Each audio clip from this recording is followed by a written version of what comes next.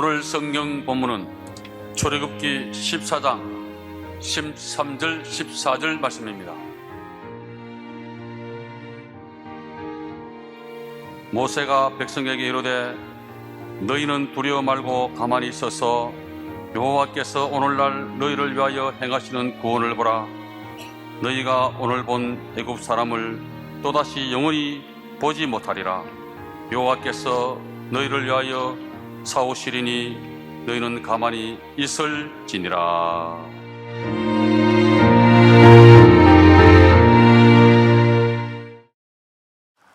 문제를 다루는 비결이란 제목으로 말씀해 드리겠습니다. 사람은 누구나 한평생 다양한 문제를 처리하면서 살아갑니다. 문제는 성장과 발전의 밑거름이 됩니다. 처리해야 할 문제가 없는 상태는 결코 바람직하지 않습니다.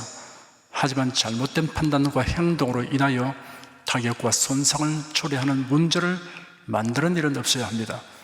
단순한 문제가 게으름이라 그릇된 대응으로 인해 심각한 문제가 되는 경우가 있습니다. 당면한 문제에 대하여 부정적 대응 태도를 취함으로 나쁜 결과를 초래하는 경우도 있습니다. 문제에 대한 태도나 인식에 의하여 문제의 성격이 달라질 수 있습니다. 그러므로 문제를 어떻게 취급하고 다룰 것인가를 우리가 배워야 합니다. 오늘은 성경에서 문제에 관한 교훈적인 메시지를 살펴보려고 합니다. 첫째, 자신의 신중하지 못한 판단과 행동이 나쁜 문제를 만드는 경우를 살펴보겠습니다. 먼저 아브라함과 사라의 예를 살펴보겠습니다. 하나님께서 아브라함을 선민의 조상으로 특정하여 부르시고 약속이 부과된 명령을 하셨습니다. 너는 너희 본토 친척 아비집을 떠나 내가 네게 지시할 땅으로 가라. 내가 너로 큰 민족을 이루고 네게 복을 주어 네 이름을 창대케 하리니 너는 복의 근원이 될지라. 너를 축복하는 자에게는 내가 복을 내리고 너를 저주하는 자에게는 내가 저주하리니 땅의 모든 족속이 너를 위하여 복을 얻을 것이니라 하였습니다. 아브라함은 하나님의 명령대로 행하여 하나님의 지시하신 땅으로 갔습니다. 가나안 땅이었습니다. 그런데 오래지 않아서 가나안 땅에 기근이 닥쳐왔습니다. 아브라함은 하나님께 묻지 않고 자의로 판단하여 애굽에 거류하려고 그곳으로 내려갔습니다. 그런 애굽에서 난관에 직면하였습니다. 그의 아내 사라는 대단한 미인이었습니다. 애굽 사람들이 사라를 빼앗으려고 자신을 죽일 것 같다는 두려움이 생겼습니다. 그가 자기 아내에게 말하였습니다. 내가 알기에 당신은 용모가 아름다운 여자이요 애굽 사람들이 당신을 보고 이 여자는 그의 아내이다 라고 말하면 나는 죽이고 당신을 살릴 것이니 당신은 내 누이라고 말하기를 바라고 그러면 내가 당신 때문에 무사하고 내 목숨이 당신 덕분에 살아남을 것이요. 그가 공렬한 생각으로 만든 문제와 그 대책으로 인하여 화를 자초하게 되었습니다. 사라가 아브라함의 누이라는 소문이 왕궁에 알려지게 되었고 애굽 왕이 사라를 불러들였습니다. 만일 하나님께서 개입하지 않으셨다면 아브라함은 아내를 빼앗길 뻔하였습니다. 아브라함은 다시 가나안 땅으로 돌아왔습니다. 하나님의 부르심을 받은 지 10년이 지나서 85세가 되었고 사라의 나이는 75세가 되었습니다. 그런데 아직 자식이 없었습니다. 사라는 자신은 경수가 끝나서 자식을 낳을 수 없다고 판단하고 자신의 여종 하갈을 통해 아브라함이 후손을 얻게 해야겠다고 결심하여 아브라함을 설득하였습니다. 그래서 여종 하갈이 잉태하게 되자 돌변하여 사라를 무시하는 행동을 하였습니다. 사라는 공연히 없는 문제를 만들어서 가정에 평제풍파가 일게 하였습니다. 하갈이 이스마엘을 낳은 지 13년 후에 사라가 잉태하여 이삭을 낳았습니다. 그러자 하갈의 사주를 받은 이스마엘이 어린 이삭을 희롱하였습니다. 이를 본 사라의 눈에 불꽃이 튀었습니다. 사라의 강력한 요구에 의해 아브라함은 하갈과 이스마엘을 내어 쫓을 수밖에 없었습니다. 아브라함, 사라, 하갈 세 사람 모두 그릇된 생각과 행동으로 문제를 만든 장본인이 되었습니다. 하갈의 교만한 마음이 사라에게 학대받는 문제를 만들었습니다. 아브라함과 사라는 하나님의 전능하심을 고려하지 아니하고 성급하게 행동하는 까닭에 사라는 여종에게 무시당하는 문제를 만들었고 아브라함은 가정 불화와 하갈과 이스마엘을 쫓아내야 하는 괴로움을 감내해야 하는 문제를 만들었습니다. 모두 자업자득이었습니다. 다른 한 예를 살펴보겠습니다. 야곱이 자초한 문제에 대한 이야기입니다.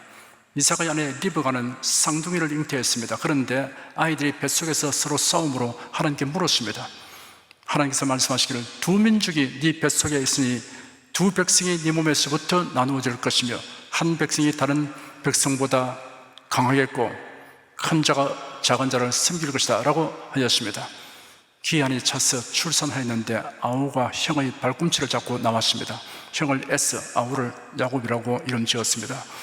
야곱은 성격이 차분하고 에스는 활동적이었습니다.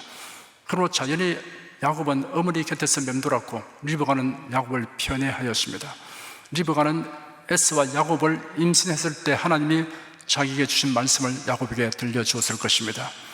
출생에 얽힌 비화를 들은 야곱은 자신이 장남이 되어야 한다는 생각을 하게 되었습니다.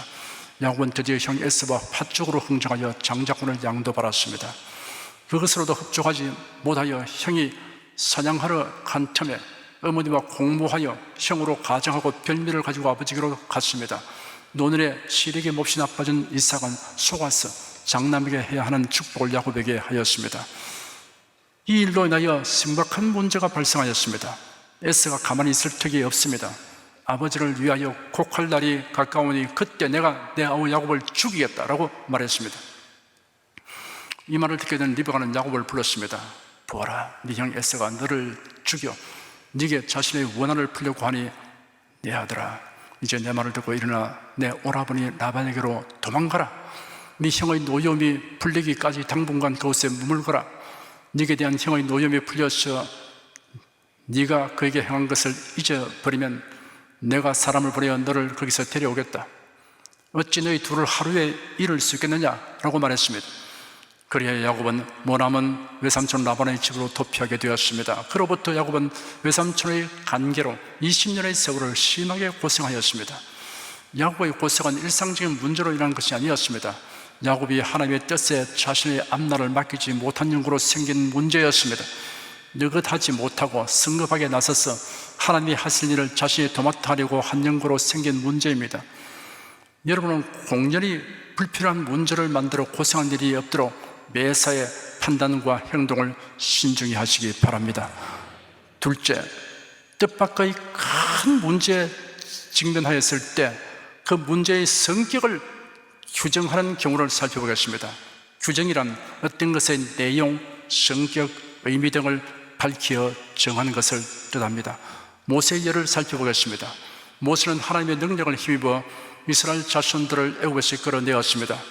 이제는 하나님의 언약하신 기업의 땅 가나안으로 인도하는 일만 수행하면 됩니다. 모세는 미디안 광야에서 40년 동안 양을 치며 지냈기 때문에 애굽에서 가나안으로 가는 길을 잘 알고 있었을 것입니다. 그런데 도중에 하나님께서 구름 기둥을 보내어 인도하셨습니다. 밤낮으로 갈 수 있도록 낮에는 구름 기둥으로 그들을 인도하시고 밤에는 불 기둥으로 그들에게 빛을 비추었습니다. 하나님께서 모세에게 이스라엘 자손에게 방향을 전환하도록 명령하게 하셨습니다. 하나님께서는 이스라엘 백성이 이제까지 숲곳에서 에담으로 올라갔던 방향을 갑자기 돌이켜서 남동쪽 방향으로 진행하게 하셨습니다. 하나님께서 인도하시는 방향은 모세가 알고 있고 예상했던 길이 아니었습니다. 그들이 도달한 곳은 앞은 홍해이며 좌우를 보니 이쪽은 바위 투성이의 언덕으로 끝이 없는 비하이롯이고 저쪽은 애굽의 요새와 수베대가 있는 믹돌과 바알스본이었습니다. 모세는 하나님의 지시대로 이스라엘 자손들이 그 바닷가에 진을 치게 하였습니다. 하나님께서는 자신이 어떠한 보관을 가지고 계신지를 모세에게 말씀하셨습니다. 그 말씀의 요지는 이러합니다. 애굽 왕 바로가 이스라엘 백성들의 진로에 대한 정보를 입수하고는 이스라엘 백성들이 길을 잘못 들어 광야에서 당황하고 있는 것으로 오판할 것이다. 그래야 바로가 강팍한 마음으로 이스라엘 자손을 사로잡기 위하여 군대를 이끌고 추격할 것이며 바로의 군대가 이스라엘을 추격함으로 하나님께서 권능을 나타내시어 영광을 얻게 될 것이다 라고 말씀하셨습니다. 바로와 그 신하들은 최소한 60만이나 되는 노동력을 상실했다는 사실이 그들에게 엄청난 상실감을 주었습니다. 마치 당연히 지배하고 소유했던 것을 상실한 것 같은 착각을 하였습니다. 그들은 이스라엘 백성을 내보낸 것을 후회하였습니다. 그런데 이스라엘 백성들이 길을 잃고 광야에 갇힌 바 되었다는 보고를 듣고 바로와 그 신하들의 마음이 변하였습니다. 바로는 이스라엘 백성을 사로잡기 위한 추격을 결행하였습니다. 바로는 병거와 마병과 보병을 이끌고 추격하였습니다. 병거는 말이 끄는 바퀴 달린 수레를 말합니다. 그 당시에 병거는 마모가 심한 부위는 청동과 철을 사용하고 그 외에는 신속한 이동을 위해 나무와 가죽으로 만들어졌습니다. 병거의 뒷부분은 개방되어 있고 앞면과 옆면을 둘러 약 80cm 가량의 반음형 보호벽이 있었습니다. 주로 2인용이나 4인용이었습니다. 특별병거 600대는 특별히 선발된 정예 부대입니다. 하나님께서 바로의 마음을 강팍하게 하셨으므로 바로가 이스라엘 백성을 추격하였다는 말씀이 기록되었습니다. 바로가 온유한 성품을 가졌는데 하나님께서 그 마음을 강팍하도록 만들었다는 뜻이 아닙니다. 바로의 강팍한 마음을 하나님께서 그대로 내버려 두셨다는 뜻입니다. 하나님께서 그의 택하신 자에 대해서는 강팍해지지 않도록 방임하지 아니하시고 간섭하십니다. 교만과 고집을 끊고 깨뜨리십니다. 성도는 자신이 강팍하게 되지 않도록 그릇된 생을 바로잡아주는 주의 종이 되어 고맙게 여겨야 합니다. 교회와 예배가 생활의 중심이 되고 강단에서 전하는 하나님 말씀을 듣고 위로와 지혜를 얻는 생활을 하라는 훈계를 감사하게 듣는 사람은 마음이 강팍하게 되는 것을 면할 수 있습니다. 홍해가에서 장막을 치고 휴식하던 이스라엘 백성들은 저 멀리서 먼지가 하늘로 피어오르는 모습을 보았고 땅이 진동함을 느꼈습니다. 잠시 후 윤곽이 드러나자 그것이 애국의 병거와 마병과 군대가 달려오는 것을 알게 되었습니다. 백성들은 심히 두려워하였습니다. 심히라는 말은 더 이상 비교할 것이 없을 정도로 크다는 뜻입니다. 그들이 이처럼 극심한 공포에 사로잡히게 된 이유를 분석하면 이러합니다. 애국 군대와 싸울 만한 장비나 훈련된 군사가 그들에게 없었습니다. 싸울 수 있는 장정보다 보호받아야 할 아이와 여자와 노인이 더 많았습니다. 숨거나 피할 수 있는 형편이 되지 못하였습니다. 그들이 공포에 사로잡힌 근본 이유는 다른 데 있습니다. 하나님에 대한 믿음이 없었기 때문입니다. 하나님이 예고해 주신 말씀을 망각하기 때문입니다. 백성들은 하나님께 부르짖었습니다. 두 종류의 부르짖음이 있습니다. 공포와 절망에서 나오는 부르짖음이 있습니다. 백성의 부르짖음은 이런 부르짖음이었습니다. 하나님께 호소하는 부르짖음이 있습니다. 모세의 부르짖음이 이런 부르짖음입니다. 백성이 모세에게 원망하기를 애굽에 매장지가 없으므로 당신이 우리를 이끌어내어 이 광야에서 죽게 하느냐, 어찌하여 당신이 우리를 애굽에서 이끌어내어 이같이 우리에게 하느냐 하였습니다. 잘되면 자기 때문이고 못되면 조상 탓이라는 속담이 이스라엘 백성들에게 적중되는 표현입니다. 모세가 그들을 강제로 끌고 나온 것이 아닙니다. 자신들이 원하고 좋아하며 나왔습니다. 그들을 애굽에서 이끌어낸 이는 모세가 아니라 하나님이십니다. 그런데 모세를 원망했습니다. 이것은 그들의 믿음이 근거를 하나님께 두지 아니했음을 말해줍니다. 그들은 말하기를 우리가 애굽에서 당신에게 구한 말이 이것이 아니냐, 이르기를 우리를 버려두라, 우리가 애굽 사람을 섬길 것이라 하지 아니하더냐. 애굽 사람을 섬기는 것이 광야에서 죽는 것보다 낫겠노라 하였습니다. 노예 근성은 좀처럼 벗기 어렵습니다. 그들의 몸은 비록 애굽을 떠났으나 마음은 아직 애굽의 노예 상태에 머물러 있었습니다. 신앙생활을 하면서 어찌해야 좋을지 모르게 답답하고 막연한 상황에 처하는 경우가 있습니다. 이때 옛생활로 돌아가려는 유혹을 받게 됩니다. 불신자 가족들의 강력한 반대에 직면하는 경우, 사회생활에서 기독교인이기 때문에 불이익과 부당한 대우를 당하게 되는 경우, 성숙하지 못한 신자들로 인하여 상처받는 경우가 있습니다. 이런 때 이전 생활로 돌아가려는 유혹을 받습니다. 가짜 교인으로 인해 비신앙적 영향을 받을 수 있습니다. 가룟 유다도 예수님의 제자 중 하나였습니다. 그러나 가짜 제자였습니다. 가룟 유다가 나사로의 누이 동생 마리아를 책망할 때 다른 자를 또 영향을 받아 맞장구 쳤습니다. 그렇게 책망할 일이 아닙니다. 예수님께서는 마리아가 한 일을 흐뭇하게 보고 계셨고, 그 다음에는 가만두어라, 이 여자가 한 일은 두고두고 기념될 것이라고 말씀하셨는데, 그들이 예수님의 안색을 살폈으면 결코 가룟 유다와 같이 행동하지 않았을 것입니다. 모세가 백성에게 말하기를 너희는 두려워 말고 가만히 있어서 여호와께서 오늘날 너희를 위하여 행하시는 구원을 보라. 너희가 오늘 본 애굽 사람을 또다시는 영원히 보지 못하리라. 여호와께서 너희를 위하여 싸우시니 너희는 가만히 있을지라 하였습니다. 이런 상황에서 모세가 대처한 모습을 보면 감탄이 나옵니다. 절로 고개가 숙여집니다. 모세는 당황하지 않았습니다. 화를 내지 않았습니다. 그런 백성들에게 침착한 여조로 그러나 확신에 찬 음성으로 단호하게 말했습니다. 모세가 이런 태도를 취하게 된 까닭은 원래 강심장이기 때문이 아닙니다. 공연히 허세를 부리는 것이 아닙니다. 애국왕 바로가 이스라엘 자손을 사로잡으려고 군대를 이끌고 추구할 것이고, 그러면 하나님께서 권능을 나타내시어 영광을 얻게 될 것이라고 하나님께서 예고하신 말씀을 마음에 두었기 때문이었습니다. 성도는 난관에 직면해도 담대하게 대처할 수 있습니다. 하나님을 의지하기 때문입니다. 더 명확하게 말하자면 하나님께서 언약하신 말씀에 의하여 하나님을 신뢰하기 때문입니다. 우리가 하나님을 알게 되는 것은 하나님께서 인생들에게 말씀하신 성경이 있기 때문입니다. 우리가 하나님을 의지하고 신뢰하면서 살아갈 수 있는 근거는 하나님의 언약입니다. 모세가 백성들에게 외친 말은 세 부분으로 되어 있습니다. 두려워 말고 가만히 있어서 하나님께서 행하시는 구원을 보라 하였습니다. 우왕좌왕하지 말고 하나님의 역사하시는 손길을 기대하고 기다리라는 말입니다. 너희가 오늘 본 애굽 사람을 또다시는 영원히 보지 못하리라 하였습니다. 애굽 군대가 두 번 다시 이스라엘을 위협하지 못하도록 하나님께서 조치해 주실 것이라는 말입니다. 여호와께서 너희를 위하여 싸우시니 너희는 가만히 있을지니라 하였습니다. 전적으로 하나님께서 친히 해결해 주실 것이라는 말입니다. 우리가 당면한 문제에 대하여 속수무책일 때는 하나님께서 전적으로 역사하시는 것을 알고 기대감을 또 가져야 할 것입니다. 하나님께서 모세에게 말씀하시기를 너는 어찌하여 내게 부르짖느냐, 이스라엘 자손을 명하여 앞으로 나가게 하고 지팡이를 들고 손을 바다 위로 내밀어 그것으로 갈라지게 하라. 이스라엘 자손이 바다 가운데 육지로 행하리라 하였습니다. 기도 외에 달리 할 것이 없는 경우가 있습니다. 먼저 기도한 후에 일해야 하는 경우가 있습니다. 기도와 일을 병행해야 하는 경우가 있습니다. 하나님께서 이어서 말씀하시기를 내가 애굽 사람들의 마음을 강팍해 할 것이므로 그들이 이스라엘 자손의 뒤를 쫓아갈 것이다.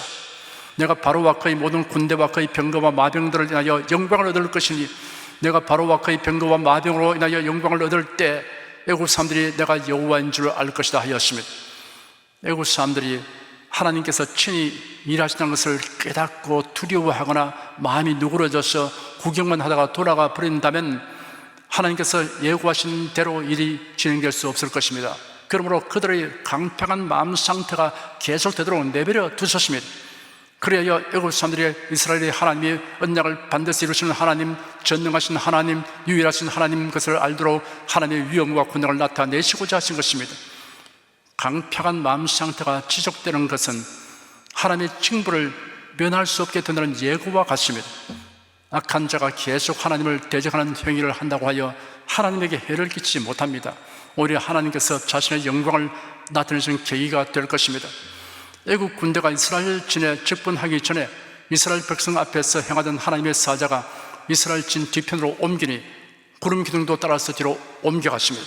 그 구름 기둥으로 인하여 애국 군사들이 지책을 풍원할 수 없게 되어 진행할 수 없게 되었습니다. 그러나 이스라엘 진편으로는 불기둥이 비추어 주므로 밤새도록 대낮 같았습니다. 모세는 하나님의 지시대로 지팡이를 손에 잡고 그 손을 바다를 향하여 내밀었습니다.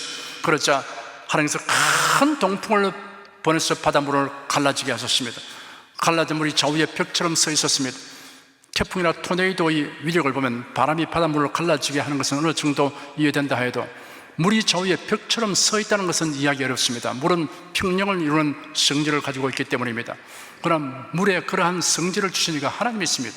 그러면 하나님께서 경우에 따라서는 그 성질을 바꿀 수 있으십니다. 시계는 보통 초침, 분침, 시침이 왼쪽에서 오른쪽으로 돌게 되어 있습니다. 그러나 필요하면 용도를 사용하여 반대 방향으로 돌릴 수 있도록 제작되어 있습니다. 사람은 자연 법칙을 바꿀 수 없으나 하나님은 하십니다. 그렇기 때문에 하나님을 의지하면 마음 든든합니다. 바다 가운데 생긴 길이 마른 땅이 되게 하셨습니다. 질퍽거리는 진흙 땅으로 걸어서 가기가 매우 힘들 것입니다. 그러므로 하나님께서 마른 땅이 되게 하셨습니다. 하나님께서 하시는 일은 착오나 빈틈이 없으십니다.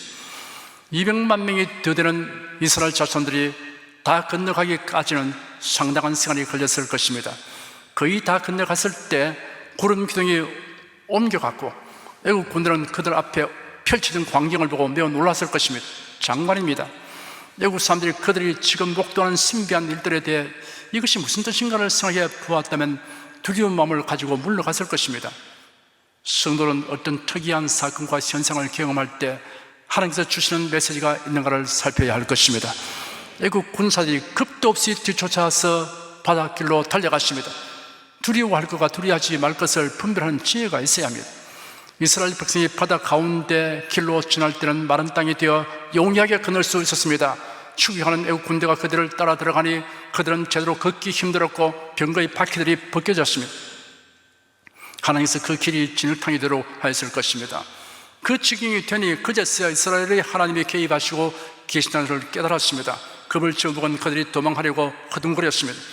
이스라엘 백성은 다 건너갔습니다. 하나님께서 모세에게 지시하시기를 네 손을 바다 위로 내어 밀어 물이 애굽 사람들과 그 병거들과 마병들 위에 다시 흐르게 하라 하셨습니다. 모세가 즉시 손을 바다 위로 내어 밀자 새벽에 바다가 원래대로 회복되었습니다. 애국 군사들이 허겁지겁 도망하려 했으나 때는 늦고 말았습니다. 바로의 군대는 멸절되고 말았습니다. 바다 저쪽에서는 모세가 손을 내밀이 바다가 갈라져 길이 생기게 되었습니다. 이제 또 손을 내면 또 하나의 길이 생길 것이 아니냐라는 의문을 가질 수도 있습니다. 그러나 모세는 하나님이 명령하신 대로 하였습니다. 하나님께서 시키시면 군말 없이 순종해야 하는 것입니다. 이스라엘 자신이 바다 가운데 육지로 행할 때는 물이 저기에 보호벽인 역할을 하였으나 애국 군사들에게는 멸망시키는 역할을 했습니다. 그날 이스라엘 백성은 바닷가에 밀려나온 애국 사람의 시체를 보았습니다. 그들은 하나님께서 행하신 큰 일을 똑똑히 보고 큰 감동을 받았습니다. 그리하여 여호와를 경외하였습니다. 어제는 모세를 원망했지만 이제는 모세를 하나님께서 맡기신 일을 수행하는 일꾼으로 믿었습니다. 하나님과 모세에 대하여 지금 그들이 가지게 된 마음과 태도가 지속되었다면 좋았을 것인데 그렇지 못했습니다. 처음 믿음과 처음 사랑을 계속 견지해야 합니다. 모세는 당면한 큰 문제에 대하여 하나님의 언약하신 말씀을 믿음으로써 그 문제의 성격을 바꾸어 놓았습니다. 위기의 문제가 승리를 주는 문제로 성격이 바뀌었습니다. 다른 한 예를 살펴보겠습니다. 여호수아가 당면한 문제의 성격을 규정한 이야기입니다. 애굽에서 나온 이스라엘 백성은 하나님께서 그들의 조상에 언약하시고 허락하신 가나안 땅 정복을 위한 행진을 하였습니다. 우여곡절 끝에 가나안의 남부 경계선인 바란 광야 가데스 바니아 지역에 이르렀습니다. 하나님께서 모세에게 말씀하시기를 각 지파 족장들을 선발하여 가나안 땅을 탐지하게 하라고 하였습니다. 그들은 특별한 과업을 수행하기 위해 선택된 유력한 인물들입니다. 그들은 가나안 정탐이라는 대단히 위험하고 힘든 일을 수행해야 하므로 하나같이 육체적으로나 정신적으로 강인한 사람들로 구성되었을 것입니다. 그들은 40일에 걸쳐 팔레스틴을 자세히 관찰하였습니다. 몸이 건장했던 정탐꾼으로서는 일주일 정도면 충분히 이 땅을 탐지할 수 있었을 것입니다. 그런데도 이들이 40일간 정탐 업무를 수행한 것은 그 땅의 지형과 그 주민 그리고 산물에 이르기까지 면밀히 조사할 필요가 있었기 때문입니다. 그리고 그 땅은 여러 가나안 족속들이 거주하고 있었고 이들이 이스라엘을 경계하고 적대했으므로 그들의 신분을 숨기면서 활동했기 때문에 날짜가 많이 걸렸을 것입니다. 12명 가운데 10명의 정탐꾼이 밝힌 견해와 판단은 이러하였습니다. 그 땅에 사는 백성은 강하고 성읍은 요새화 되고 매우 컸습니다. 거기서 아낙 자손들도 보았습니다 라고 말했습니다. 그리고 결론 내리기를 우리는 올라가서 그 백성을 치지 못합니다. 그들은 우리보다 더 강하기 때문입니다. 우리가 두루 다니며 탐지한 땅은 그 거주민을 삼키는 땅이요 거기서 보았던 모든 백성은 신장이 장대한 자들이었습니다. 거기서 네피림 후손 아낙 자손 대장부들을 보았는데 우리는 스스로 보기에도 메뚜기 같았으니 그들이 보기에도 그랬을 것입니다 하였습니다. 이미 급에 질려 있었던 10명의 정탐꾼들은 자신들이 직접 본 거인들로 인해 아낙 족속들이 모두 장대한 거인들이라고 생각했을 것이고 그에 비해 자신들은 상대적으로 메뚜기같이 약하고 보잘것없는 존재로 느꼈던 것입니다. 나머지 두 정탐꾼인 여호수아와 갈렙이 백성을 진정시키면서 밝힌 견해와 판단은 이러하였습니다. 우리가 당장 올라가서 그 땅을 차지합시다. 반드시 정복할 수 있을 것입니다. 우리가 돌아다니며 탐지한 땅은 심히 아름다운 땅입니다. 여호와께서 우리를 기뻐하시면 우리를 그 땅으로 인도하여 들이시고 그 땅을 우리에게 주실 것입니다. 그곳은 과연 젖과 꿀이 흐르는 땅입니다. 여호와를 거역하지 마십시오. 그 땅 백성을 두려워하지 마십시오. 그들은 우리 밥입니다. 그들의 보호자는 그들을 떠났고 여호와께서는 우리와 함께 계시니 그들을 두려워하지 마십시오 하였습니다. 사물에 대한 견해와 판단은 그 사람이 서 있는 위치에 따라 다를 수 있습니다. 성도는 만사를 하나님 편에 서서 보고 생각하며 판단해야 합니다. 하나님 편에 서는 구체적인 방법은 성경 말씀을 통하여 생각하고 판단하는 것입니다. 열정당군과 여호수아와 갈렙의 견해와 판단을 비교해 봅시다. 과학적 분석으로 보는 견해와 판단은 같았습니다. 그 땅 거민은 강하다, 성읍은 견고하다, 성읍이 심이 크다, 신장이 장대하다 였습니다. 신앙적 분석으로 보는 견해와 판단은 서로 달랐습니다. 열정당군은 우리는 스스로 보기에 메뚜기 같다, 그들의 보기도 그와 같을 것이다, 우리는 올라가서 그 백성을 치지 못한다, 그 땅은 그 주민을 삼키는 땅이다 하였습니다. 여호수아와 갈렙은 우리가 곧 올라가자, 그 땅을 차지하자, 그들을 위해 밥이다, 우리가 너희 이긴다 하였습니다. 하나님 열정당군을 죽이셨으며 그들의 보고를 그대로 믿고 다른 백성들을 광야로 돌려보내어 그날부터 38년 동안의 광야에서 생을 마치게 하였습니다. 그러나 여호수아와 갈렙은 당시 20세 이하였던 후손들을 데리고 가나안 땅을 점령하게 하셨습니다. 여호수아와 갈렙은 문제를 하나님의 약속을 통하여 분석하고 문제의 성격을 밥이라고 규정하였습니다. 사랑하는 성도 여러분, 일상적인 문제들은 즐거운 마음으로 열심히 처리하십시오. 하나님의 뜻을 무시하고 자의대로 판단하고 행동함으로 공리 골칫거리 문제를 만들지 않도록 신중히 판단하고 행동하십시오. 뜻밖의 큰 문제에 직면하였을 때는 하나님의 언약에 의한 믿음으로 그 문제의 성격을 긍정적으로 규정하십시오. 여러분 모든 문제를 성경적으로 인식하고 관리하고 처리함으로 당면하는 문제들을 통하여 유익한 결과를 얻게 되시기를 축원합니다. 기도하겠습니다. 사람은 일생 살면서 크고 작은 다양한 문제들을 늘 처리하면서 살아가게 되고 이를 통해서 배우고 성장하고 향상되는 것을 압니다. 그러나 때로는 사람들이 자기 욕심에 끌리고 그리고 하나님의 뜻을 묻지도 않고 자의대로 행하기 때문에 불필요한 문제를 만들어내고 그러면서 많은 고통을 겪는 일도 있다는 것을 성경이 우리에게 밝히 계시해 주었습니다. 우리 성도에게는 이런 일이 결코 없도록 신중하게 도와주시옵시고 항상 하나님의 뜻을 묻게 하여 주시옵소서. 우리에게 예기치 못했던 큰 문제가 닥쳐왔을 때 우왕좌왕할 것이 아니고 저희가 성경을 펼쳐놓고 읽고 하나님의 음성을 듣게 하여 주신 것을 감사합니다. 그래요, 그 문제에 대해서 우리가 어떻게 명명할 것인가, 어떻게 규정할 것인가, 의미를 어떻게 부여할 것인가, 이름을 뭐라고 지을 것인가를 생각하게 도와주셔서 우리가 신앙적으로 그 규정을 하면 하나님이 우리가 옳다는 것을 밝히 드러내기 위해서 섭리하시고 권능의 손을 내밀어 도와주심을 감사합니다. 이런 일을 성령이 우리에게 좋은 모델로 보여주었습니다. 우리 성도들이 이러한 말씀을 통해서 문제를 다루는 비결을 터득한 사람답게 살게 도와주시옵시고 문제에 대해서 조금 더 두려워하지 않게 도와주시옵시고 저희들이 날마다 문제를 통해서 하나님께 영광 돌리는 일들이 많게 도와주시옵소서. 예수님 이름으로 기도드립니다. 아멘.